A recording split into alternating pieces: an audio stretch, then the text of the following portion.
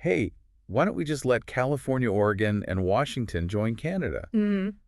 Citing all the benefits like universal health care, gun control, abortion rights. It was brilliant. She was basically saying, hey, if you're so unhappy with how things are going in the US, maybe you should join us. And she even managed to sneak in a little dig at Trump's personality, saying that Canadians aren't boastful or bullies. They just want to be good neighbors and contribute to the world. Subtle but effective. Yeah, she really played it well. Yeah.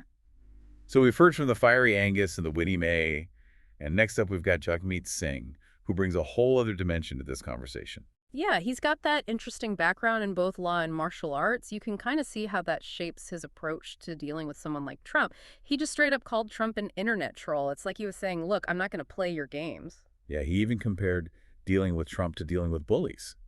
Like standing up to them rather than backing down.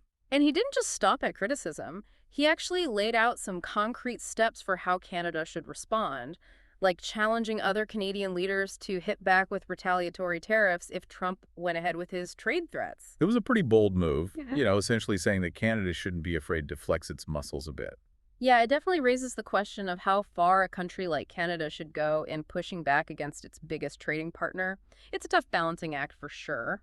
And then Singh shifted his focus to Pierre Poilievre, the leader of the Conservative Party. And, he didn't hold back on his criticism there either. No, he really went after Poilievre's stance on healthcare, basically accusing him of wanting to privatize it and make it more like the system in the US. He even brought up Poilievre's appearance on that Jordan Peterson podcast. Remember that? Yeah, that's like a real lightning rod for people on both sides of the political spectrum.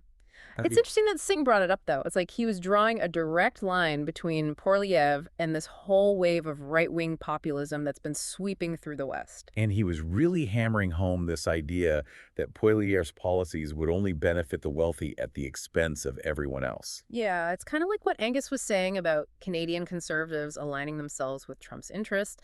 They're both raising this alarm about a potential shift towards a more individualistic, less caring society. And then Singh went even further and talked about this fear of a Maple MAGA movement emerging in Canada. Oh, wow. So basically saying that Trump's brand of populism could take root up north, too. That's a scary thought for a lot of Canadians. Yeah, but despite all that doom and gloom, Singh actually ended on a pretty optimistic note. He was like, we can beat this. We just need to come together and fight for our shared values. It's a powerful message for sure. But it's also a tough sell when you've got figures like Elon Musk throwing their weight behind the other side. Oh, yeah. Singh was not happy about Musk's support for Poilievre and the Conservatives. He even called it out as potential foreign interference in Canadian elections.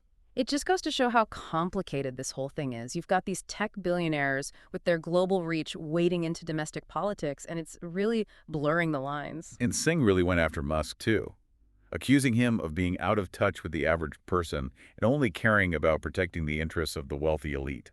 It's a classic populist tactic, pitting the ordinary people against the elites. And to top it all off, Singh also brought up these allegations about possible foreign interference in the Conservative Party itself. Something about Poilievre's leadership race and some security clearance documents that he refused to review. Yeah, that definitely raises some eyebrows. It's like saying that there might be something fishy going on behind the scenes. It all just goes to show how these political battles can get pretty messy and how everything is interconnected. What happens in the U.S. doesn't stay in the U.S. It spills over into other countries and influences